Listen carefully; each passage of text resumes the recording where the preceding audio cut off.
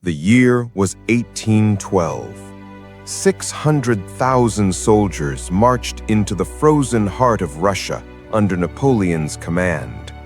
What should have been the emperor's greatest triumph became history's most devastating military disaster. Only 40,000 men would return alive from that icy hell. But here's what history doesn't tell you. Long before that catastrophic retreat, Napoleon had already been planning his exit strategy. The question is, who gave him that counsel? Hidden in the archives of a high-ranking aide-de-camp lies a disturbing entry. Last night, the emperor spoke with someone who did not exist. This figure wore a black cloak, never revealed his face, and spoke in a language no one could understand. Afterward, the emperor changed all his orders and achieved victory. This mysterious advisor was known only as M, Mr. M, a being with no birth record, no death certificate, yet present at every pivotal battle of Napoleon's career. The story begins in 1798 during Napoleon's Egyptian expedition. While his army of scholars made groundbreaking discoveries, uncovering the Rosetta Stone and revolutionizing our understanding of ancient Egypt, Napoleon himself encountered something far more enigmatic. According to legend, it was here that Napoleon first met what he called his Little Red Man of Destiny. This spectral figure allegedly appeared in his tent and delivered a chilling prophecy: 10 years of victory in Europe, but ultimate defeat if he ignored the warnings. General Jean Rapp, one of Napoleon's most trusted officers, witnessed something extraordinary at Schönbrunn Palace in 1807. Walking into Napoleon's quarters, he found the emperor standing motionless, staring intensely through the window at the sky.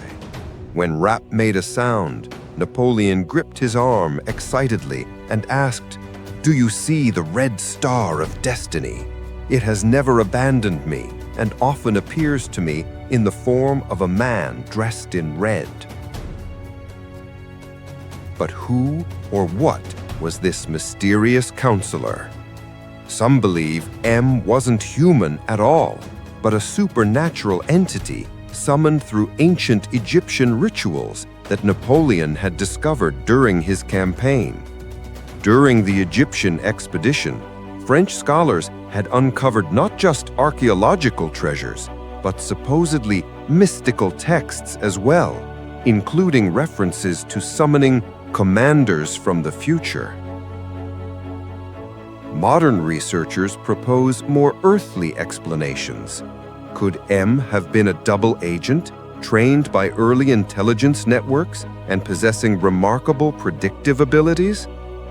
Or perhaps a time-displaced scientist from our future, attempting to alter the course of history? The pattern is undeniable. Whenever Napoleon achieved victory, M appeared.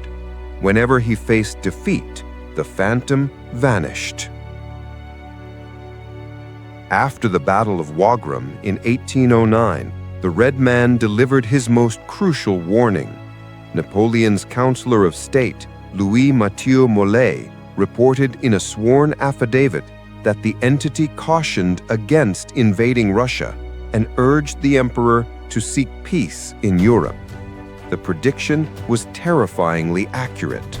Napoleon's Russian campaign would indeed mark the beginning of his downfall.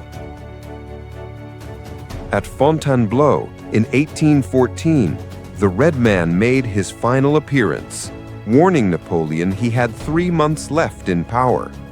The prophecy specified that without immediate peace negotiations, the emperor would be confined to a small, bleak island of the sea, a prediction that came true with his exile to Elba.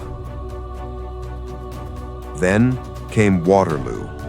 A French soldier later recalled, "I saw Napoleon standing in the middle of the battlefield, crying out, 'Why have you abandoned me?' But around him, nothing but empty space." The Phantom General had withdrawn, leaving Napoleon to face his final defeat alone. Recent discoveries add another layer to the mystery. In Napoleon's command tent, researchers found a small portrait of a man in a black cloak standing beside the emperor. But in all public copies of this image, the figure has been erased, leaving only a shadowy outline, as if someone deliberately concealed this presence. Perhaps most unsettling are the strange symbols found on Napoleon's battle maps, circular markings with arrows pointing toward the past, as if someone was adjusting history itself. Was the Phantom General a single entity or part of something larger, a network of invisible commanders sent from the future to test different scenarios of warfare, seeking the optimal path for humanity's development? Napoleon may have failed at Waterloo, but perhaps he was merely a pawn in a game far grander than we ever imagined. And M might still be out there, in classified briefing rooms, in strategic planning sessions, in military decisions that we believe we make ourselves.